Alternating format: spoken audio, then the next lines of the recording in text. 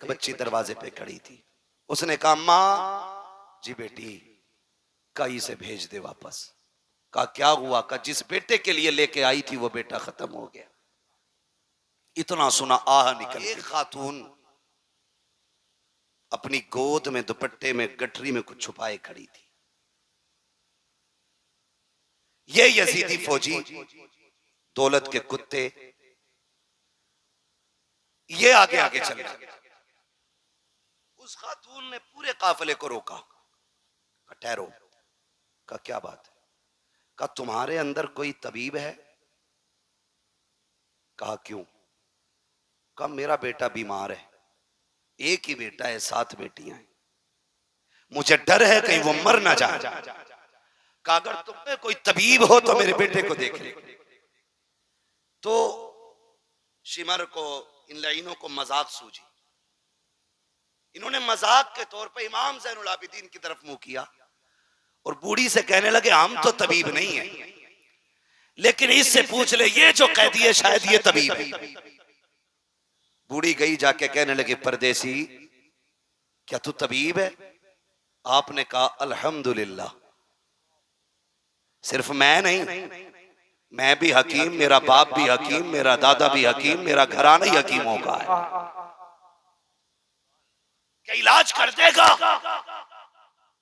फरमाने लगी बिल्कुल, लेकिन सुन मां मैं कैदी हूं और हम इनके कैदी हैं, इनसे इजाजत लो और हम चलेंगे तुम्हारे साथ। जब बूढ़ी इजाजत लेने गई, वो तो थे दौलत के कुत्ते, उन्होंने क्या कहा? उन्होंने सीधी बात कही कि क्या देगी इसके बदले में? उसकी गोद में जो गठरी थी वो प्लास्टिक की और लकड़ी की और किसी और चीज की नहीं बल्कि सोने की गठरी थी। उसने कहा जितना सोना है सारा ले ले, बस इस तबीब को मेरे साथ भेज दे। वो तो थे ही दौलत के कुत्ते, उन्होंने सोना ले लिया। लेने के बाद मेरे इमाम की तरफ देख के कहने लगे सोन, अगर तुम्हारे बाप ने हमारी मान ली होती ना तो आज तुम जंजीरों में जकड़ के हमारे गुलाम नहीं होते। जैसे इतना सुना गुस्सा आ गया इमाम ज़ैनुल आबिदीन को। फरमाने लगे तुझे क्या लगता है ये जो तूने बेड़ियां हथकड़ियां पहना रखी हैं तो इनसे रोकेगा हमें? फरमाने लगे चाबी रख अपने पास अपनी, अब अली के बेटे की ताकत देख। आपने गुस्से में हाथों की हथकड़ी की तरफ निगाह डाली, हथकड़ियां पानी की तरह बह के गिर जाती, पैरों की तरफ देखा, बेड़ियां टूट गई। फरमाने लगे कुत्ते औकात में रहे, कल भी हम रब की रजा पे राजी थे, आज भी हम रब की रजा पे राजी, वरना हमें कोई दुनिया की ताकत नहीं रोक पाएगी। उसके बाद जब आप चले, शर्मिंदा हो गया इतनी बात पे, सबके सामने मुंह की खानी पड़ी, लेकिन मेरे इमाम ज़ैनुल आबिदीन इतने थक चुके थे कि चलते चलते ना पैर पूरे नहीं उठ पा रहे थे, पैर खचेड़ के जमीन पे चल रहे हैं। इतनी ताकत नहीं बची है कि पूरा पैर उठा के रख सके, जमीन पे पैर रगड़ते जा रहे हैं। बूढ़ी आगे आगे चलते चलते जब बूढ़ी का मकान आया तो एक बच्ची दरवाजे पे खड़ी थी। उसने कहा माँ जी बेटी कई से भेज दे वापस। कहा क्या हुआ? कहा जिस बेटे के लिए लेके आई थी वो बेटा खत्म हो गया। इतना सुना आह निकल गई। बूढ़ी रो के कहने लगी सोना भी चला गया, बेटा भी चला गया, जा मैंने तुझ पे ज्यादती की, मैं यहां तक चला के लाई, तेरा एहसान तो यहां तक आ गया, वापस चला जा। इमाम ज़ैनुल आबिदीन ने कहा मां दरवाजे तक आए हुए मेहमान को लौटाया नहीं जाता है, चौखट तक आने की इजाजत तो दे। बूढ़ी ने कहा क्या करेगा बेटा, तेरा वक्त जाये होगा, तेरा टाइम खर्च होगा, तू परदेसी मुसाफिर जाने कब का चला है, कब तक चलेगा, कुछ खाया कि नहीं खाया, ए बेटे अब यहाँ आके वक्त जाये न कर। कहा माँ मुझे दरवाजे तक आने की इजाजत दे। इमाम ज़ैनुल आबिदीन को इजाजत मिली। आप जैसी घर के अंदर कदम रखते हैं क्या देखते हैं, 2 बहनें बैठी हुई हैं, एक सर की तरफ बैठी है, दूसरी पैरों की तरफ बैठी है, 2 जबान के ऊपर कपड़ा पड़ा है। एक कहती है भैया बड़ी हसरतें तेरे साथ थी, तू हमारा इकलौता भाई था। आपने चंद जुमले सुने, रो देते हैं। एक बच्ची देख के कहती है भाई हमारा गया है, तू क्यों रो रहा है? उसने ये कहा जब मैंने तुम्हारे भाई को देखा तो मुझे सुगरा के अकबर की याद आ गई है, मुझे तुम्हारे सूरत को देख के अपनी मदीने वाली बहन की याद आई है। आप ये कहते हैं और उसके बाद आगे बढ़ते हैं। उस नौजवान के ऊपर से चादर उड़ाई और हटाने के बाद कहते हैं नौजवान उठ, बहनों को रुलाया नहीं जाता है, बहनों को हंसाया जाता है। इतना कहा नौजवान उठ के बैठ जाता है। आपने जैसी नौजवान को उठाया है, माँ कहती है अरे बेटे ये कैसे हो गया? कहा बेटे ये बता, माँ ये तो बता तेरी गोद में सोना कितना था? कहा 7 बेटियों का जेवर था। कहा जल्दी कर, जितना सोना था उतनी मिट्टी लेके आ। पूरी मिट्टी लेके आई है। मेरे इमाम ने यूं हाथ लगाया है, सारी मिट्टी को सोना बना दिया है। उसके बाद कहते हैं माँ बता क्या कमी रह गई है? बेटा भी मिल गया है, सोना भी मिल गया है। ये कह के पलटने लगे। बूढ़ी ने दौड़ के कदम पकड़े, कहा ओ शहजादे जरा ठहर तो सही, अरे रुक तो जरा, बता तो सही तू है कौन, कहाँ का रहने वाला है, बता ये शाने कहाँ से लेके आया है, ये रुतबे कहाँ से मिले हैं? आप कहते अम्मा ये ना पूछ, अब मुझे जाने दे। बूढ़ी कहती बता ना बेटे क्या मामला है? कहा वो बता बेटे वो 72 नेज़ों पे सर किसके थे? आपने कहा उसमें कुछ सर मेरे घर वालों के हैं, मेरे चचा के हैं, मेरे भाइयों के हैं, मेरे बाप का भी सर उसमें है, मेरे भाइयों के सर भी उसमें है। कहा बेटे एक बात समझ में नहीं आई, तूने मेरा एक जिंदा कर दिया, अपने 72 जिंदा ना कर सका, क्या राज है इसमें? आप कहते माँ मेरी मजबूरी है, अगर मजबूरी ना होती तो जैसे तेरा एक जिंदा हुआ है वैसे मेरे 72 भी जिंदा हो जाते। आपने जैसी इतना कहा, बूढ़ी कहती बेटे समझ में नहीं आया। कहा माँ सुने यहाँ समझ में नहीं आएगा, वहां चल जहां नेज़ों पे सर है, सारी चीजें समझ में आ जाएंगी। बूढ़ी फिर वापस आई है। कहा बेटे अब बताना, मेरा इमाम उस नेज़े के पास आया जिस नेज़े पे इमाम अली मकाम का सर रखा हुआ है। आप बाप के सर के पीछे खड़े हुए और कहते हैं अब्बा जी वो कुरान पढ़ के सुनाओ जो करबला से यहाँ तक पढ़ के सुनाया है, फिर से वो तिलावत सुनाओ जो करबला से यहाँ तक सुनाई है। मुअर्रिखीन ने लिखा है कि सरे हुसैन नेज़े पे खुद घूमा, रुख हुआ ज़ैनुल आबिदीन की तरफ और सूरह रहमान की तिलावत शुरू हो जाती है। सूरह रहमान की तिलावत मेरे इमाम के सर ने की है। आप कहते अम्मा अब कुछ समझ में आया कि नहीं? माँ कहती मैं नहीं समझी। मेरा इमाम कहता है ए माँ जिंदा वो किए जाते हैं जो मर जाया करते हैं, जो पहले से जिंदा होते हैं वो जिंदा नहीं किए जाते।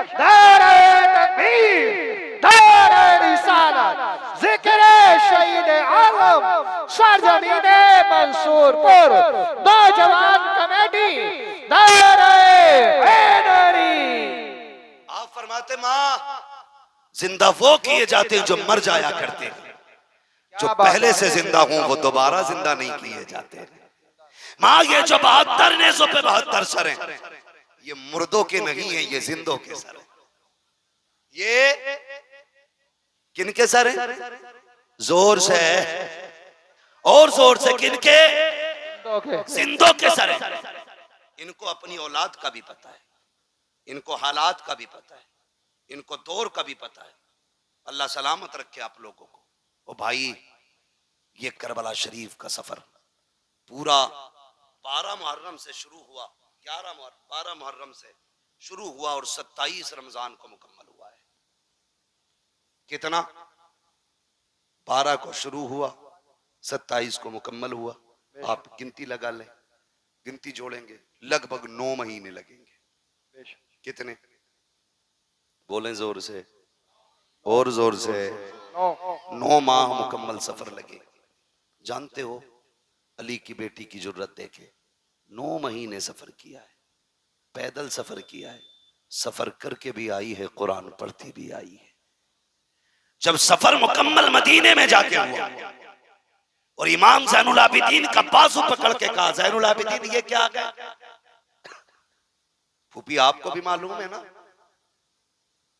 ये तो नाना का मज़ार है। कहा बेटे पता तो है लेकिन तुझसे भी कहलवाना। कहा फूफी ये नाना का मज़ार है।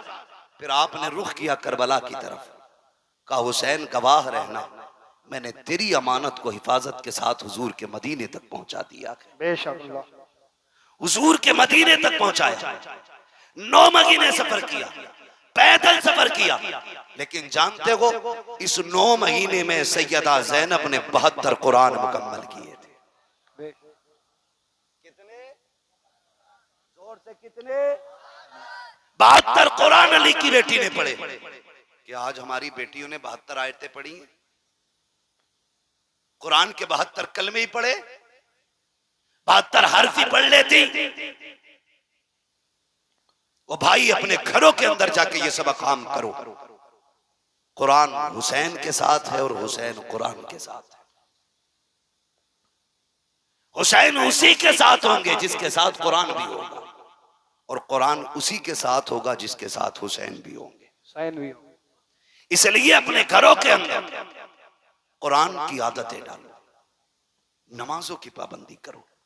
मैं अक्सर कहता हूं बचा के कूफे से आबिद को लेके आई है, कमर पे बारे इमामत उठा के लाई है, अली की बेटी को झुककर सलाम कर इस्लाम तेरी अमानतें घर तक बचा के लाई है। सैयदा ज़ैनब इमाम ज़ैनुल आबिदीन को मदीने तक लेके आई, जो वादा था हुसैन से पूरा कर दिया। और जानते हो करबला से वापसी के बाद 15 साल सैयदा ज़ैनब जिंदा रही, लेकिन कभी घर से बाहर कदम नहीं निकाला, कभी नहीं निकाला। यहां तक कि पड़ोसियों ने भी आपको निकलते नहीं देखा। हद तो तब हो गई जब शोहर ने कहा दवा ले ले, डॉक्टर तबीब से मिलने, फरमाने लगी नहीं मैं ज़हरा की बेटी हूं, मैं पर्दा नहीं तोड़ूंगी। कहा नाना के दीन में तबीब को औरत को दवा लेने के लिए हाथ पैर दिखाना जायज है? कहा ये तो शरीयत है जो आप कह रहे कि दिखाना जायज है, लेकिन अजीमत यह है कि मर जाए किसी के सामने चेहरा ना खोले। हमने अजीमत हुसैन से करबला में सीखी। कहा कैसे? कहा जब लाशों पे घोड़े दौड़ रहे थे हमें हुसैन ने मना कर दिया था कि कुछ भी हो जाए मुस्तफा की शरीयत नहीं छोड़नी है। खुदा की कसम 15 साल जिंदा रही, कभी घर से कदम नहीं निकाला, और जमाने को दिखा दिया कि अली की बेटियां पर्दा कैसे करती हैं। आज हम पे भी लाजिम है हम अपने घरों के अंदर पर्दे को आम करें।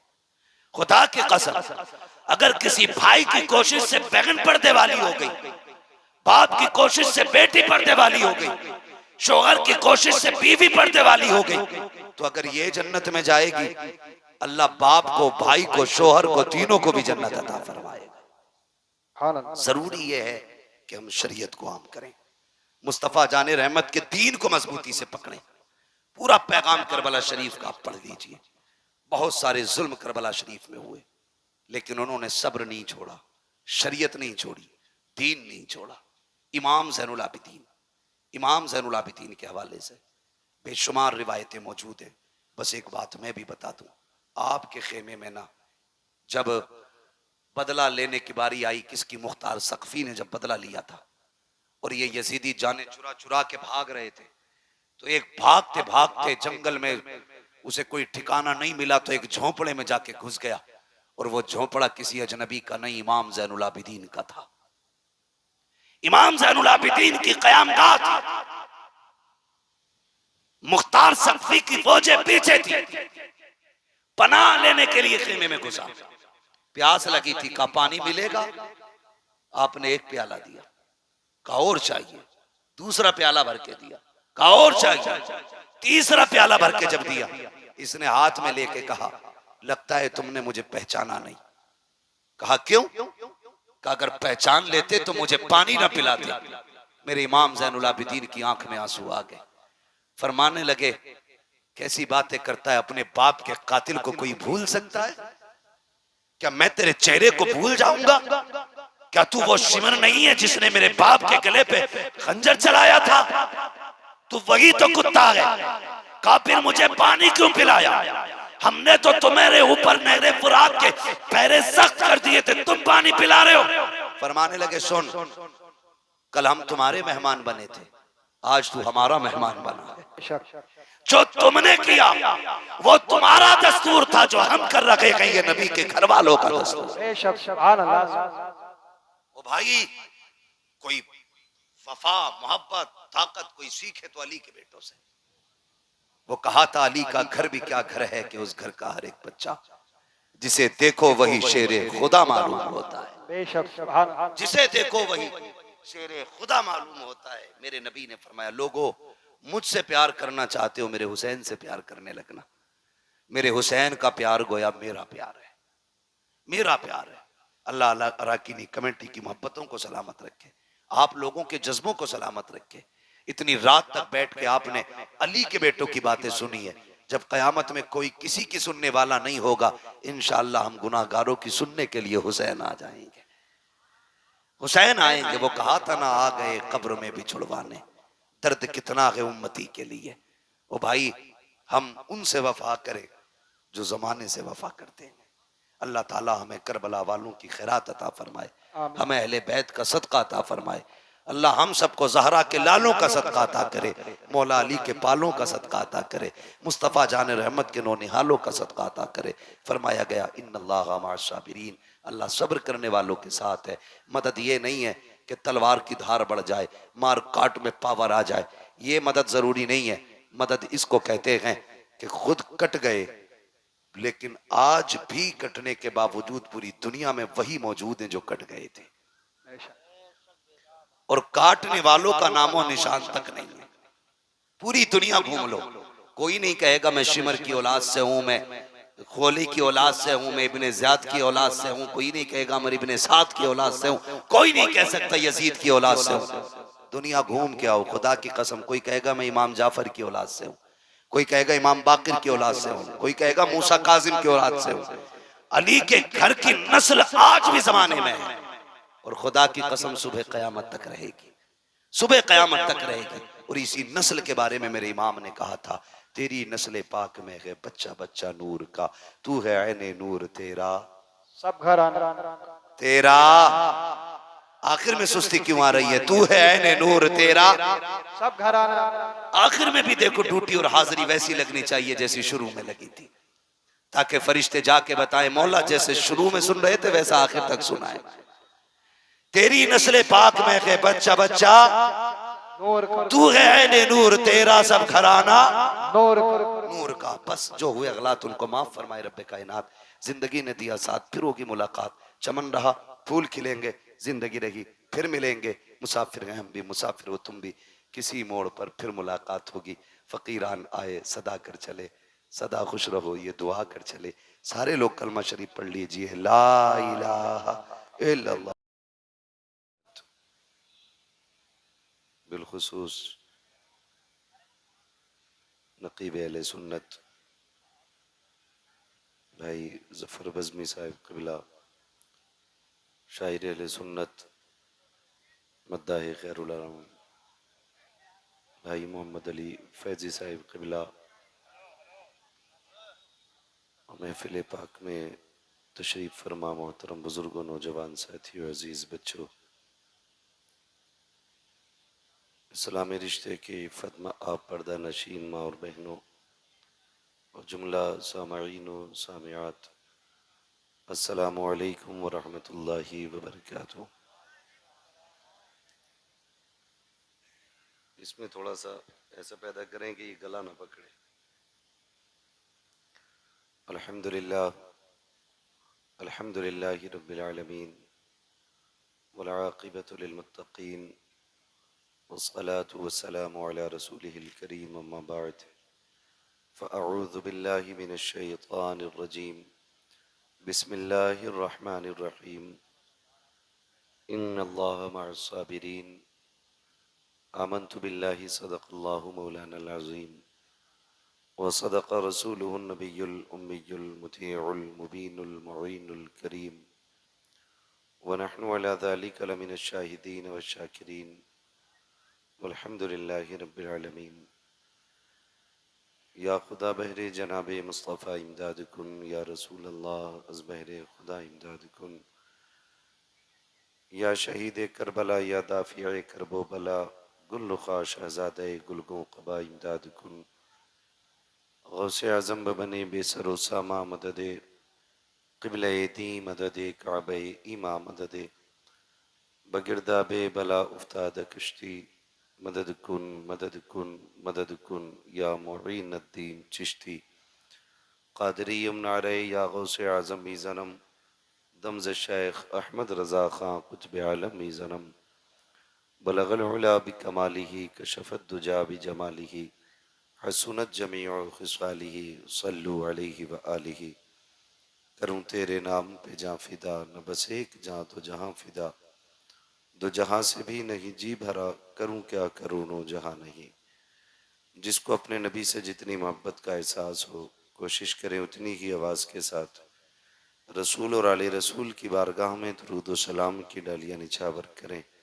पढ़ें बावाज़ बुलंद अल्लाहुम्मा सल्ली अला सय्यदिना व शफ़ीइना व नबीना व मौलाना मुहम्मदिन बअदिल जूदी वल करम व आलिहि व अस्हाबिहि व बारिक वसल्लिम सलातन व सलामन अलैका या रसूल अल्लाह सल्लल्लाहु तआला अलैहि वसल्लम। अज़ीज़ान मिल्लत इस्लामिया, सबसे पहले मुबारकबाद के मुस्तहिक़ हैं अरकान कमेटी, बानियान जलसा और वो तमाम अफराद जिन्होंने मेहनतें की हैं, कोशिशें की हैं और इस महफ़िल को सजाया। अल्लाह करीम सबकी कोशिशों, काविश और मेहनत को अपनी बारगाह में कबूल फरमाए। और जितने अहबाब भी दूर दराज से इस महफ़िल पाक में तशरीफ़ लाए, अल्लाह रब्बुल इज़्ज़त सबकी हाज़िरी को अपनी बारगाह में कबूल व मकबूल फरमाए। अज़ीज़ान मिल्लत इस्लामिया, बड़े अच्छे और मुबारक अंदाज में भाई मोहम्मद अली फैज़ी साहब ने हमें और आपको नात मनक़बत के अशार सुनाए। अल्लाह ताला मोहम्मद अली भाई को हर तरह की आफत व बलियात से महफूज व मामून फरमाए और अपने हबीब के सदक़े में इनको उम्र खिज़र अता फरमाए। दोस्तान मोहतरम, थोड़ी देर के लिए मैं भी हाजिर खिदमत हूँ। आपसे बस इतनी सी गुजारिश है, जितनी देर सुने मोहब्बत के साथ और तवज्जो के साथ मुलाहिज़ा करें। ज़रूरी नहीं है कि 1-1.5 घंटा तकरीर हो तभी तकरीर होगी, और उससे कम हो तो फिर तकरीर नहीं है। इतनी देर इंशाअल्लाह गुफ्तगू करने की कोशिश रहेगी जितनी देर आप बर्दाश्त कर सकें, क्योंकि 1:45 बज गए हैं और बड़ी तेज़ी के साथ रात का हिस्सा भी गुजरता जा रहा है। आज चूँकि ये अजीम महफिल करबला के ताजदार के नाम से मंसूब है और उन्हीं के ज़िक्र की महफिल सजाई गई है। मैं अक्सर ये बात कहता हूँ कि अल्लाह का शुक्र अदा करें कि रब ने हमें और आपको सुन्नी बरेलवी बनाया है। और बरेलवियों का अपना मुकद्दर ये है कि उनके दामन पर न हुजूर के सहाबा की तौहीन का दाग है और न हुजूर के अहले बैत की गुस्ताखी का दाग है। बरेलवियों की ये अपनी खुशनसीबी है कि हम हुजूर के सहाबा से भी प्यार करते हैं और हुजूर के अहले बैत से भी प्यार करते हैं। यही सबक हमें बरेली के इमाम ने दिया। वो फरमाया, अहले सुन्नत का है बेड़ा पार असहाबे हुजूर, नज्म है और नाव है इतरत रसूलुल्लाह की। जन्नती वही है जिसके एक हाथ में अहले बैत का दामन, दूसरे हाथ में हुजूर के सहाबा का दामन है। बड़ी तेजी के साथ तरह तरह के फितने हमारी सफ़ों में, हमारी जमातों में दाखिल होते जा रहे हैं, जिनको हम पहचान भी नहीं पाते हैं। नौजवानों, मेरी गुजारिश है, जब तक जिंदा रहना, हुजूर के सहाबा से भी वफा करनी है, हुजूर के अहले बैत से भी वफा करनी है। और दुनिया को यही पैगाम देना है, ना हम हुजूर के दर वालों को छोड़ेंगे, ना हम हुजूर के घर वालों को छोड़ेंगे। हुजूर के दर वाले भी हमारे हैं और हुजूर के घर वाले भी हमारे हैं। याद रखिएगा,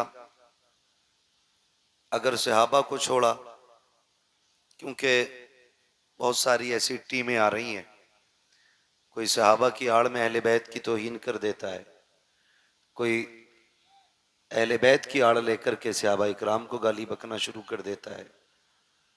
याद रखिएगा, नबी का अबू बकर भी बेमिसाल है, नबी का उमर भी बेमिसाल है, नबी का गनी भी बेमिसाल है, नबी का अली भी बेमिसाल है। ये हुजूर के यार हमें इसलिए प्यारे हैं क्योंकि ये हुजूर से मंसूब है, और हुजूर के घर वालों को भी हम इसलिए चाहते हैं क्योंकि वो हुजूर की जात से मंसूब है। शुक्र रब का हम बरेली वाले हैं। जात तो बड़ी बात है, रिश्ता भी बड़ी बात है। हम तो हुजूर के शहर से मंसूब मिट्टी को भी सर का ताज बनाते हैं। हमें अपने नबी से इतना प्यार है, अगर कोई हमसे आके कहे कि मैं हुजूर के शहर से मिट्टी लाया हूं, तो हम अपनी पहली ख्वाहिश ये जाहिर करेंगे कि मर जाएं तो हमारे माथे पे लगा देना, दफन करो तो कब्र में कफन पे लगा देना, इसलिए कि शहर नबी की मिट्टी है। सोचें अगर हुजूर के शहर की मिट्टी से हम इतना प्यार करते हैं तो फिर हम हुजूर के गुलामों से कितना प्यार करते होंगे। अगर हुजूर के सहाबा की मोहब्बत का अंदाजा नहीं लगाया जा सकता तो फिर सोचें हुजूर की औलाद से कितना प्यार करते होंगे। मेरे आका करीम सल्लल्लाहु तआला अलैहि वसल्लम के प्यारे दीवानों, आज ये 10 मुहर्रम शरीफ की शाम 11वीं शब आ गई है। तारीख में इस शाम को शाम गरीबा कहा जाता है। अल्लाह समझ की तौफीक अता करे, और जो मैं कह रहा हूं खुदा करे वो आप समझने लग जाएं। आज की शाम को शाम गरीबा कहा जाता है। ये जो आज मुहर्रम का 10वां दिन गुजरा है, ये अहले बैत की शहादत का दिन था। बोलो था कि नहीं? बोले हैं। आपने बड़ी उम्दा तकरीर भी हजरत से समाअत फरमाई मोहम्मद अली भाई से पहले। बहुत गौर से मेरी बात सुनिए। ये 10 तारीख का दिन शहादत का दिन था, लेकिन बेशुमार जगहों पे मेले लगे, तमाशे हुए, और मजहब इस्लाम के उसूल और कवानीन के साथ मजाक किया गया। कहने को हम मुसलमान हैं, 10 तारीख के दिन कितनी बेटियां हमारे घरों से बिना दुपट्टे के निकली, कितनी बहन बेटियां बाजारों की रौनक बनी। किसी को इसका एहसास नहीं। हमने 10 तारीख को भी मेले का दिन बना दिया। बाज़ाब्ता लोग कहते हैं ये हमारे त्योहार का दिन है। ओ भाई, 10 तारीख को मुस्तफा के शहजादों ने कुर्बानियां पेश की हैं। होना तो ये चाहिए था, आज के दिन हर घर से, हर दर से कुरान की तिलावत की आवाज आनी चाहिए थी। अगर मैं भी हाथ उठवा लूं ना कि कितने लोगों ने आज कुरान पढ़ा है, तो मेरे ख्याल से 50% हम में ऐसे लोग होंगे जिन्होंने कुरान नहीं पढ़ा होगा। मुझे बिला वजह की डींग मारनी नहीं आती। 50% ऐसे लोग होंगे जिन्होंने आज कुरान देखा भी नहीं होगा। पढ़ना तो बड़ी बात है। और कितनी बेटियों के सरों से दुपट्टे उतरे, कितने घरों की इज्जत नीलाम हुई, ये एक अलग मसला है। जोहर असर मगरिब इशा में कितनी भीड़ मस्जिदों में थी, ये एक अलग मसला है। मेरी कौम के नौजवानों, जरूरी है कि हम करबला वालों का पैगाम भी याद रखें।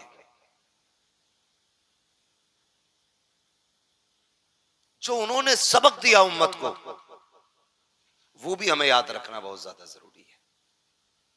अल्लाह भला करे उन लोगों का जिन्होंने आज के दिन भी सबील के बड़े बड़े स्टॉल लगाए, उन लोगों को पानी पिलाया। उनके पानी पिलाने से लग रहा था कि ये आज जो लंगर चल रहा है, ये गुलाम ये बताना चाहते हैं कि कल जब तुम नहरे फुरात पे काबिज थे तो तुमने नबी के बेटों को पानी नहीं दिया। आज जब पानी हमारे हाथ में है तो हम सिर्फ अपने नहीं बल्कि गैरों को भी पकड़ पकड़ के पानी पिला रहे हैं। जिस तरह आपने सबील पे गौर किया, लंगर पे गौर किया, काश उतना ही हमने कुरान पे भी ध्यान लगाया होता। जब 10वीं शब आई थी और यजीदी हमला करने के लिए तैयार थे, तब मेरे इमाम ने कहा था एक रात की मोहलत दें। उन्होंने ये समझा शायद ये तलवारें तेज करेंगे, एक रात का मौका मांग रहे हैं, निशाने दुरुस्त करेंगे, रात भर प्रैक्टिस करेंगे, तब जाके सुबह जंग लड़ेंगे। लेकिन तारीख गवाह है, करबला की मिट्टी गवाह है, एक एक जर्रा गवाह है करबला शरीफ का, कि जब इजाजत और मोहलत मांगी ना मेरे इमाम ने, आपने रात के 2 हिस्से किए। एक हिस्से में नमाज को रखा, दूसरे हिस्से में तिलावत को रखा। सब ये हिसाब लगा रहे थे कि तलवारों की तैयारी होगी, लेकिन अल्लाह वाले तो जन्नत की तैयारियां कर रहे थे। जन्नत की तैयारियां कर रहे थे। और तैयारियां भी कैसी? पानी नहीं था, तयम्मुम है, जबान सूखी है। मोहम्मद अली भाई कारी हैं और बहुत अच्छे कारी हैं। मैं कहता हूं कभी नात के बाद इनसे कुरान भी सुना करो। कई इनामी मुकाबले जीते इन्होंने कुरान में, बहुत उम्दा कारी भी है मोहम्मद अली भाई। कभी इनसे सुने कुरान आप। लेकिन हमने सिर्फ नात सुनी है तो सिर्फ नात सुनते हैं। अगर कुरान एक बार सुन लिया इंशाअल्लाह फिर कुरान सुनने के आदी हो जाएंगे। मेरा कहने का मतलब यह है, अगर आज का कोई अच्छी आवाज वाला कारी किसी महफिल में बैठ के कुरान पढ़ दे तो हवाएं थम थम के कुरान सुने, परिंदे उड़ना छोड़ करके कुरान सुनने लग जाएंगे। सोच तो सही, जब करबला में नबी का बेटा कुरान पढ़ता होगा तब उस लहजे की खुशबू कैसी होगी, क्या रंग आता होगा उस जमीन पर। मुअर्रिखीन ने लिखा है कि एक खेमे में कुरान पढ़ा जा रहा है। आज एक एक घर से कुरान उठ गया है, बुरा मत मानिएगा, एक एक घर से कुरान उठ गया है। अगर घर के अंदर 4 बंदे हैं तो 6 मोबाइल तो हैं, 3 नहीं है। 4 के पास 6 मोबाइल है, 3 नहीं है, लेकिन कुरान एक ही है, एक ही है। उसमें भी पढ़ने का नंबर नहीं आ रहा है। 2-2 महीने हो गए, कोई कुरान खोलने वाला ही नहीं, कोई कुरान पढ़ने वाला ही नहीं। मेरे इमाम अपने खेमे के अंदर है, हर खेमे में कुरान की तिलावत हो रही है। हुसैन की शहजादी सैयदा सकीना आई, कहने लगी बाबा क्या मैं कुरान नहीं पढ़ूंगी? मेरे इमाम ने कहा बेटी आओ तुम्हें हम कुरान पढ़ाते।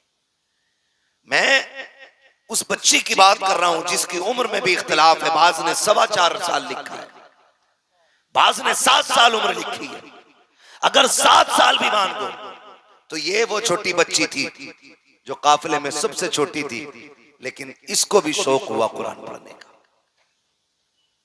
इसको भी शौक हुआ कुरान पढ़ने का। उन्होंने कुरान की पाबंदी की, फजर तक कुरान पढ़ा, फजर की नमाज अदा हुई। फजर की नमाज के बाद फिर जब अमर इब्ने साद की जानिब से जंग का आगाज हुआ, यके बाद दीगरे जाने जाती रही। जब जानों की कुर्बानियां होती रही, याद रखिएगा हुसैन के साथ में मुस्तफा के 9 सहाबा भी आए थे। कितने सहाबा बोले? कितने? 9 सहाबा। कितने? जोर से कितने? 9 सहाबा भी मुस्तफा के थे, लेकिन उनकी मोहब्बतों को सलाम सहाबा इकराम ने उस वक्त तक खानदाने नबुव्वत के किसी फर्द को जाने नहीं दिया जब तक अपनी जानों की कुर्बानियां पेश नहीं कर दी। जब जानिसार जाने लुटा चुके फिर अहले बैत अतार की बारी आई, फिर अहले बैत अतार की बारी आई। उनमें भी आप देखें कई बार आएंगी जमातें, टीमें आएंगी, कहने लगी हजरत अली को उनसे इख्तलाफ, हजरत उमर को उनसे इख्तलाफ, अबू बकर सिद्दीक को वो नहीं मानते, उमर को वो नहीं मानते। आप खुद फैसला करें। मेरे इल्म के मुताबिक मैदान करबला में हजरत अली के 6 बेटे मौजूद थे। कितने? 6। जोर से कितने? और बोले कितने? 6 बेटे हजरत अली के मौजूद थे। जो बताना चाहता हूं वो ये बात है कि उनमें एक बेटे का नाम अबू बकर इब्ने अली है, दूसरे बेटे का नाम उमर इब्ने अली है, तीसरे बेटे का नाम उस्मान इब्ने अली है। अब मुझे एक बात बताओ, अगर मुझे आपसे नफरत है तो मैं आपके बेटे के नाम पे अपने बेटे का नाम रखूंगा? आप रखोगे? नफरत अगर होती है तो नाम नहीं रखे जाते। ये नफरत की तो वजह है जो किसी का नाम यजीद है तुम्हारे गांव में कोई यजीद? बोले है? सुना कहीं? नहीं है ना? क्यों? क्योंकि नफरत इतनी है लोगों को यजीद से। कोई अपने कुत्ते का नाम भी यजीद रखना नहीं चाहता। और हर घर में झांक के देखो, हर घर में एक हुसैन जरूर मिलेगा। वाह वाह वाह वाह। हर घर के अंदर एक हुसैन मिलेगा, एक एक घर में कई कई हुसैन मिलेंगे। वजह क्या है? वजह यह है कि उनकी मोहब्बत का चिराग दिल में जल रहा है। सुभान अल्लाह। दिल में जल रहा है। इनके दरमियान मोहब्बत थी, तभी तो नाम रखे गए, तभी तो नाम रखे गए। और मैं तो चैलेंज करता हूं राफियों की उन नाजायज औलादों को कि जो कहते हैं आपस में मुख्तलिफ थे, अलग थे। तारीख का ये बाब उठा करके देखो, जब अली के निकाह की बारी आई है तो रिश्ते का मशवरा देने वाला उमर है, और जिसने निकाह में जगेज दिया है उस जात को सिद्दीक अकबर कहा जाता है। जिसने निकाह का खर्चा उठाया उस जात को उस्मान गनी कहा जाता है। नारे तकबीर, नारे रिसालत, अज़मत अहले बैत, अज़मत सहाबा। वाह वाह वाह, क्या बात। इनमें तो इतना प्यार था, इनमें इतना प्यार है।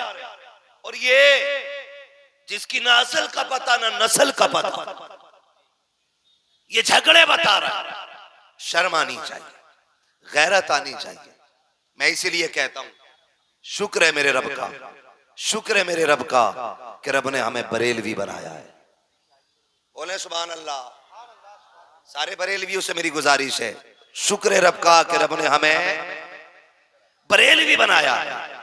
और मैंने पहले ही कही कि बरेलवियों का दामन न अहले बैत की तौहीन से दागदार है, न हुजूर के सहाबा की तौहीन से दागदार है। यके बाद दीगर शहादतें होती रही, यहां तक के फिर अहले बैत अतार की बारी आई, अली के घर के शहजादों की बारी आई। अकबर, कासिम, अब्बास, सोनो, मोहम्मद, यके बाद दीगर शहीद होते रहे। फिर ताजदारे शहादत, शहीदों का इमाम, मेरा इमाम, इमाम अली मकाम मैदान करबला गए, अपनी भी जान का नजराना पेश किया। और आपने पूछा मालिक बता तू राजी है कि नहीं? आवाज आई, या अय्यतुहन नफ्सुल मुतमइन्ना इरजिई इला रब्बिकी रादियतम मर्दिया फदखुली फी इबादी वदखुली जन्नती। अल्लाहु अकबर। शहादत इमाम हो गई। याद रखिएगा कि जहां से भाई का सब्र मुकम्मल होता है वहां से बहन के सब्र का आगाज होता है। ये करबला शरीफ है, बहुत गौर फरमाइएगा। ये आज वाली शाम आई, आज वाली शाम। उन्हें क्या पता जो मेलों को आबाद करते हैं कि नबी के घर पे क्या गुजरी है। वो क्या जाने जो आज के दिन को भी तमाशे का दिन बनाए हुए हैं। उन्हें क्या पता। जानते हो जब शाम आई, शहादतें हो गई, फिर अहले बैत अतार के खेमे लूटे गए। जब खेमे लूटे गए, जो बचे कुचे खेमे थे आग लगाई गई। लेकिन तारीख गवाह है, खुदा की कसम खेमे जल रहे थे लेकिन सैयदा ज़ैनब के सर की चादर नहीं उतरी थी। चादर सैयदा ज़ैनब के सर की नहीं उतरी थी। यहां तक मुअर्रिखीन ने लिखा है आधा खैमा जल चुका है, आधे का कपड़ा पड़ा है। उधर हजरत ज़ैनब ने अपने वजूद को उस कपड़े के आड़ में छुपा रखा है कि घर जले तो जल जाए, लेकिन अहले बैत के घर की चादर सर से नहीं सरकनी चाहिए। जरा ये चीजें ज़हन में रखें। फिर क्या किया गया? उन यजीदियों ने कौन सा सितम न किया, बड़े सितम किए गए, लूटा गया खैमों को। मेरा हुसैन मोहताज नहीं था, गरीब नहीं था। जब करबला शरीफ गए थे तो 42 ऊंटों पे तो करबला वालों का सामान गया था। 42 ऊंटों पे रखा गया सामान था। वो सारे खेमे लूट करके सामान लूटा गया।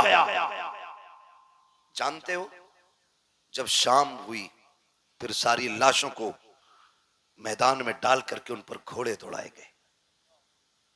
यही शाम गरीबा, जब लाशों पर घोड़े दौड़े, कोई माई का लाल बता नहीं सकता सैयदा ज़ैनब ने पर्दा छोड़ करके लाशों की तरफ दौड़ लगाई हो। कोई नहीं बता सकता उम्मे रुबाब ने पर्दा छोड़ा हो, कोई नहीं बता सकता शहरबानों ने शरीयत की हदें तोड़ी हो। आज मुहर्रम के नाम पे गुंडागर्दी, मुहर्रम के नाम पे अय्याशियां बदमाशियां, मर के पता चलेगा हुसैनी कौन था, यजीदी कौन था। किरदार बदलो अपने।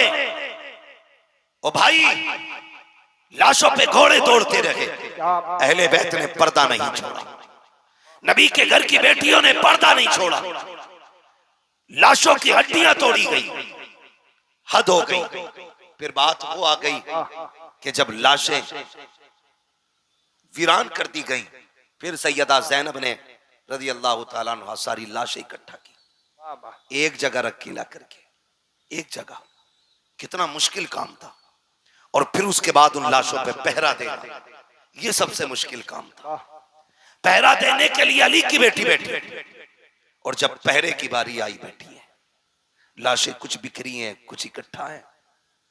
आप बैठी हैं, सर पे चादर ततहीर है, हाथ में आज तलवार नहीं है, गाजी अब्बास का टूटा हुआ खंजर का टुकड़ा था, और लेकर के वहां बैठी जहां लाशें थी, और इस नीयत से बैठी कि अब तक हद हो गई, अब देखते हैं कौन है जो अहले बैत की लाशों के साथ खिलवाड़ करे। ये सोच के आप पहरेदार बन के बैठी। रात के 2 हिस्से गुजर गए। जब रात के 2 हिस्से गुजरे तो किसी के आने की आहट महसूस हुई। जब आने की आहट महसूस हुई, सैयदा ज़ैनब ने चादर संभाली और अपना खंजर का टुकड़ा संभाला। इरादा यह था, अगर कोई दुश्मन आएगा तो अली की बेटी अली के जलवे दिखाएगी, और अगर कोई होगा अजनबी तो फिर जाने दिया जाएगा। जब आने की आहट महसूस हुई, सैयदा ज़ैनब ठहर गई। कहती है कौन? ठहर जा भाई। लेकिन सवार जो आ रहा था वो रुका नहीं। वो चलते चलते सैयदा ज़ैनब के करीब आया। गरीबुल वतनी है, परदेश है, तन्हाई है, भूख है, प्यास है, चारों तरफ से दुश्मनी है, तारीकी है, एक वहशत है। जब वो करीब आया, उसने आने वाले ने कहा, बेटी तू कौन है? जैसी लफ्ज़ बेटी कहा ना, तो सैयदा ज़ैनब के हिचकी बंद गई। फरमाने लगी, कौन है ये अजनबी जो हमें बेटी कह के आवाज दे रखा है? यहां तो कोई हमें पानी पिलाने वाला नहीं, आने वाले तो है कौन? फरमाने लगे, बेटी तू बता तू कौन है? आप कहती हैं मुझे ज़ैनब कहा जाता है, मैं फातिमा ज़हरा की बेटी हूँ, अली की शहजादी हूँ। कहा कैसे बेटी हो? कहा अपनों के जनाजों पे पहरे दे रही हो। कहा बेटी ये जनाजे किसके हैं? अल्लाह अकबर। सैयदा ज़ैनब ने कहा था, आने वाले ये जो सामने जनाजा पड़ा है, ये राकिब दोषे पैगंबर का जनाजा है। कहा ये जो 18 साल जवाना है जनाजा है, ये किसका है? कहा ये अकबर का जनाजा है। कहा ये छोटी सी कब्र किसकी है? कहा ये जमा के असगर की कब्र है। अल्लाह अकबर। जैसे इतना सुना के आने वाले ने कहा बेटी अल्लाह तुम्हारा हाफिज है। ये कह के जब आने वाला जाने लगा पढ़ करके सैयदा ज़ैनब ने सवारी को रोका, कहा बाद में जा, पहले बता तू है कौन, यहाँ कोई अपना कहने वाला नहीं है, तूने बेटी कह के आवाज दी है। आने वाले ने कहा बेटी पहचाना नहीं, मैं कोई और नहीं बल्कि तुम्हारा नाना मोहम्मद रसूलुल्लाह। बस लगे आला हज़रा जिक्र शहीद आज़म नौजवान कमेटी सरजमीन मंसूर पर हज़रत अल्लामा मुफ्ती हम्माद रज़ाई किबला हैदरी। ओ भाई फरमाने लगे मैं तुम्हारा नाना हूं। सैयदा ज़ैनब मुतमईन रही। फिर ख्याल आया कि हुसैन ने कहा था कि मेरी सकीना मेरे बगैर सो नहीं पाती है, देखूं तो सही सकीना का हाल क्या है। फिर ख्याल आया अगर मैं यहां से उठ के चली गई तो पता नहीं जनाजों का क्या करें ये लोग। इसी शशोपंज में रात के 3 हिस्से गुजर गए। फिर एक साया नजर आया, आप फिर संभल के बैठी, और वो साया किसी मर्द का नहीं, एक औरत का साया था। करीब आई, उसने आकर के पानी का प्याला पेश किया। सैयदा पानी पी लीजिए। आपने फरमाया हमें इस पानी से नफरत हो गई है, ले जाओ, हमें नहीं पीना है पानी। खातून ने कहा मुझे हुर की बीवी कहा जाता है, मेरे शोहर ने गर्दन कटा करके अपनी गुलामी का हक अदा कर दिया, मेहरबानी करें मुझसे पानी कबूल कर लें। जब इतनी बात कही सैयदा ज़ैनब ने कहा सुनो, जिनके 18 साल के शहजादे प्यासे चले गए हों उन्हें पानी कैसे अच्छा लगेगा, जाओ ले जाओ ये पानी। लेकिन वो खातून जानती थी सैयद को अगर खातून जन्नत का वास्ता दो तो वो कभी टाला नहीं करते। उन्होंने कहा आपको आपकी अम्मी का वास्ता, ये पानी कबूल फरमा ले। आपने पानी लिया, उठी, ख्याल आया मेरी सकीना सबसे ज्यादा प्यासी है, सकीना सबसे ज्यादा प्यासी है। ये सोच करके आप खेमे में आई। जब खेमे में आके देखा तो हजरत सकीना नहीं थी। आवाज दी सकीना सकीना, पता नहीं चला। फिर खेमे से बाहर निकली, ख्याल आया कहीं यजीदियों ने बच्ची को उठा तो नहीं लिया, कहीं सितम करके कत्ल तो नहीं कर दिया। ये यजीदी है, इनसे कुछ भी उम्मीद की जा सकती है सिवाय भलाई की उम्मीद के। ये सोच करके बेकरार होकर पलटी, बाहर आवाज दी सकीना, तो जहां मक्तल में लाशें पड़े थे वहां से हल्की सी आवाज आई, पुपी यहां आओ। मैं यहां हूं। अल्लाह अकबर। कहीं जाके देखा तो जहां मेरे हुसैन का लाशा था वहां सैयदा सकीना ने पैरों पे सर रख के लेटी हुई है। पैरों पे सर रख के। बाप बेटी का रिश्ता अलग होता है। आप भी परदेश जाते हो, खुदा की कसम बेटियां अगर छोटी होती हैं उस वक्त तक नहीं सोती हैं जब तक बाप के सीने पे सर रखने जगह न मिल जाए। ये हुसैन की सकीना फरमाती कि मैं गई बाबा के पैरों पे सर, मैंने हाथ पकड़ा, बेटी यहाँ कैसे आ गई? कहा पूरी रात को नींद नहीं आ रही थी। मैंने कहा अब्बा तेरी बेटी को नींद नहीं आ रही है, आके सुला दीजिए। कहा मैंने इतना कहा था, इतने में मक्तल से आवाज आई, बेटी यहाँ आ मैं तुझे सुला दूं। कहती बेटी लाशों पे घोड़े दौड़ चुके हैं, किसी लाश की पहचान नहीं हो रही है, तुझे कैसे पता चला कि ये तेरे बाप का लाशा है? हजरत सकीना ने कहा था मैं इसी ढेर पे आई, इसी जगह पे आई, मैंने आके सारी लाशों को देखा, सब एक जैसी लाशें नजर आई। मैंने कहा अब्बा कहाँ हो? कहा फूफी इसी लाश के बाजू उठे थे, इसी ने हाथ उठा के कहा था आ बेटी मेरी सीने से लग जा। कहा बेटी फिर पैर से क्यों लेटी? कहा मेरे बाप के सीने पे इतने जख्म थे कि सर रखते हुए दुख हो रहा था, अगर मैं सीने पे सर रख देती मेरे बाप को तकलीफ हो जाती। एक पैर के तलवे ऐसे थे जहां पे जख्म नहीं था, इसलिए मैंने सर रखा सो गई। कहा बेटी आओ तो सही, खेमे में लेके आई है। कहा फूफी बात क्या है? कहा लो बेटी 3 दिन की प्यास है, पानी पी लीजिए। अब मेरे घर हुसैन हुसैन के घर की तरबियत देखें। सैयदा सकीना कहती है, फूफी जान प्यास तो आपको भी लगी है, आपकी भी 3 दिन की प्यास है, ये पानी आपने क्यों नहीं पिया?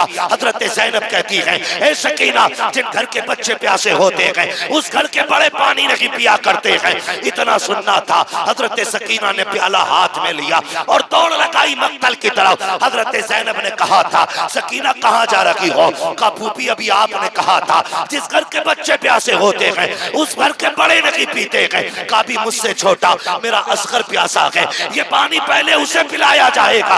ये कह के दौड़ लगाई, ठोकर लगी, पानी गिर जाता है, आवाज आती है, सलामुन अला सब्र सकीना, सलामुन अला सब्र अहले बैत मोहम्मद। नबी के घर वालों, तुम्हारे सब्र को सलाम हो, हुसैन की सकीना तेरी जुर्रत और हिम्मत को सलाम। नारे तकबीर, नारे रिसालत, जिक्र शहीद आज़म, नारे हैदरी, उलमा अहले सुन्नत। खुदा की कसम ये उनके घर के बच्चों का सब्र है, बच्चों का सब्र है। अगर अपना सब्र देखना हो, एक बार इफ्तारी में दिन बड़ा होने लगे मस्जिद में इफ्तारी मुंह छुट लगा दो, बच्चे भी बैठा दो, बड़े भी बैठा दो, फिर देखो मुट्ठी भर के कौन खाता है। ये हमारी तरबियत है, ये उनकी तरबियत। 3 दिन के प्यासे हैं, लेकिन फिर भी अपने से ज्यादा दूसरे का ख्याल है, दूसरे का ख्याल है। जानते हैं जब 11 की सुबह आई, यजीदियों ने इमाम ज़ैनुल आबिदीन को कैद कर रखा था। कहने लगे ज़ैनुल आबिदीन तैयारी कर लो। फरमाने लगे किस चीज की तैयारी? यजीदियों ने कहा सफर करना है। आपने फरमाया परदेसियों की कोई तैयारी नहीं होती है, जहां चाहो ले चलो, हम परदेसी हैं। तारीख गवाह है, सबसे पहले बेड़ियां तारीख में हजरत इमाम ज़ैनुल आबिदीन के पैरों में डाली गई। गले में तोक, पैरों में बेड़ियां, और जब तोक डाल करके चलाया गया तो इतना वजनी तोक था कि उसके वजन से आप इतने झुक के चल रहे थे जैसे नमाजी रुकू में रहता है। ये कंडीशन थी। लेकिन नबी के घर वालों, तुम्हारी हिम्मत को सलाम। और पीछे से चंद कुत्तों की ड्यूटी थी कोड़े बरसाने की, कोड़े बरसाने की। जब आप कैदी बन के चले और एक चौक से काफिला गुजरने लगा तो किसी ने देखा यार ये तो बेकसूर लग रहे हैं, इनके चेहरे का नूर बता रहा है ये बेकसूर कैदी है। उसने आगे बढ़ के कहा, बेकसूर कैदी मेरे हक में दुआ कर दे। जानते इमाम ज़ैनुल आबिदीन ने हाथ उठाए और फरमाया, खुदा तुझे किसी मुसलमान का कैदी ना बनाए। जब इतनी बात कही वो तड़प गया, जनाब ये क्या बात कह रहे हैं आप? फरमाने लगे ये बहुत अच्छी दुआ है। कहने लगा क्यों? आपने अपनी कमीज उठाई, पूरी कमर खून से तर थी, खून से तर थी। कहा ये क्या है? कहा ये जो मुसलमान कैदी बना के ला रहे हैं ना हमें, ये उनका सितम है। कहा ये कोड़े क्यों मार रहे हैं? कहा परदेसी हूं, मुसाफिर हूं, थका हुआ हूं, अपनों की लाशें देखी है, भूखे प्यास से चला नहीं जाता। कहा फिर बैठ क्यों नहीं जाता? कहा अगर मैं बैठ गया तो फिर जिम्मेदारियां करबला में रह जाएंगी, ये जिम्मेदारियां मुझे नाना के मदीने तक पहुंचानी है। अल्लाह अकबर। लोग कुछ भी कहें, जो चाहे वो सोचे, लेकिन खुदा की कसम हम चैलेंज के साथ कहते हैं, करबला में भी हाकिम हमारा हुसैन था, कूफे में भी हाकिम हमारा ही हुसैन, पावर में हमारा ही हुसैन था। ये कान खोल के सुने, ये अलग बात है कि ये सितम हुए, ये जुल्म हुए, लेकिन मेरे हुसैन ने सब्र का दामन नहीं छोड़ा, दामन नहीं छोड़ा। ये काफिला चला, जानते हो 64 औरतें, 26 बच्चे, 72 नेजों पे 72 सर। तरतीब क्या दी गई?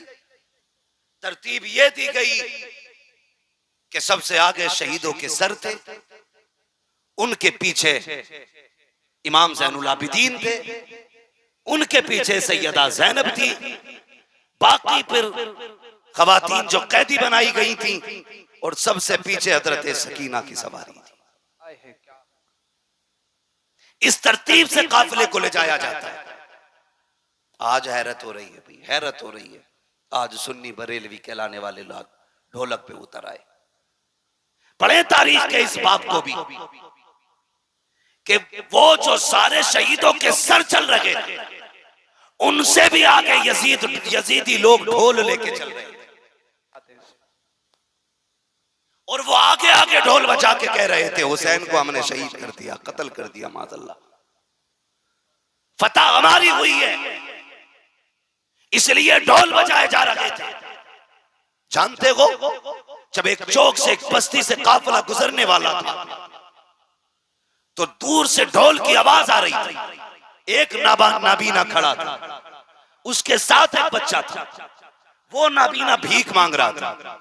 जब ढोल की आवाज सुनी तो उसने अपने बच्चे से कहा, लगता है बारात कोई बड़ी है। जब बारात बड़ी है तो फिर दूल्हा भी बड़ा होगा। कहा, अब्बा कहना क्या चाह रहे हो? कहा, बेटे देख जरा बारात कैसे लोगों की है। तो सबसे आगे जब ढोलों को आते देखा, सर पर्क के कपड़े, बेहतरीन खूबसूरत लिबासों में, नए नए कपड़ों में ढोल वाले देखे। बच्चे ने कहा, अब्बा लगता है बारात बड़ी शान वाली है। बच्चा कहता है, बाप ने कहा, बेटे सुन, जब वो दूल्हा करीब आ जाए तो मेरे कोनी मार देना, ताकि जब वो दूल्हा आएगा तभी मैं भीख मांगूंगा। अल्लाह अकबर। बच्चे ने पहले ढोल वालों को देखा, उसे तो दूल्हा का इंतजार था, लेकिन हैरत में पड़ जाता है जब नेज़े पे कटे सर को देखता है, और हैरत में पड़ गया जब जमा के बच्चे को नेज़े पे रखा देखा के सर का। बच्चा होश खो बैठता है, और धीरे धीरे ये ढोल वाले करीब आए। बच्चा अपने बाप की तरफ सिमटना शुरू कर देता है, क्योंकि आज तक तारीख में ये मंजर किसी ने नहीं देखा था कि 18 साल का सर, 6 माह का सर, 56 साल का सर नेज़े के ऊपर हो। जैसे कि सर करीब आए हैं, सर आगे गुजर जाते हैं। बच्चे को कुछ होश आया, उस वक्त सैयदा ज़ैनब की सवारी गुजर रही थी। बच्चे ने बाप के कोनी मारी। उसने ये सोचा शायद दूल्हा गुजर रहा है। उसने कहा, तुम्हें खुदा का वास्ता, नबी का वास्ता, अली का सदका अता करो, नबी का सदका अता करो। जैसी तना कहा है, आज बड़े जमाने के बाद सैयदा ज़ैनब ने अली का नाम सुना था, नबी का नाम सुना था। कहती, फिजा का जी बेटी का जल्दी कीजिए, इससे कहिए एक बार और अली का नाम ले, एक बार और नबी का नाम ले। आपने कहा, फिर से कह जो तूने कहा है। उसने फिर से कहा, एक बार और कह जो तूने कहा है। उसने फिर से कहा। उसके बाद कहती, मैं पता क्या चाहिए? उसने कहा, फकीर हैं, मोहताज हैं, भीख दे दीजिए, हम तो दरबार, हम तो भीख लेने खड़े हैं। आपने बच्चे की तरफ देखा, फरमाया जल्दी आ, तुझे पैसा चाहिए? कहा हाँ। कहा, सुन, वो जो सबसे पीछे सवारी आ रही है, जा उसके पैरों के निशान की जगह की मिट्टी हटा ले, तेरी जरूरत पूरी हो जाएगी। बच्चे ने बूढ़े का हाथ पकड़ा, उधर दौड़ लगा दी जिधर की खबर सैयदा ज़ैनब ने दी है। जब जाकर के मिट्टी हटाई है, सोना निकल आया है। बच्चे से बाप कहता है, बेटे क्या हो गया है? कहा, ये काफिले वाले कौन है? कहा, क्या हुआ? कहा, ये जो लोग जा रहे हैं, इन्होंने कहा था कि मिट्टी हटा ले, वहां तेरी जरूरत पूरी हो जाएगी। अब्बा, मैंने मिट्टी हटाई है तो सोना निकल आया है। बाप ने कहा, सोना फेंक दे, जल्दी दौड़ के चल। कहा, कहां? कहा, जिसने सोने का पता बताया है। कहा, किस लिए? कहा, तू नहीं जानता है, ये जो गुजर के जा रही है, या तो नबी की बेटी गई है या अली की बेटी गुजर के।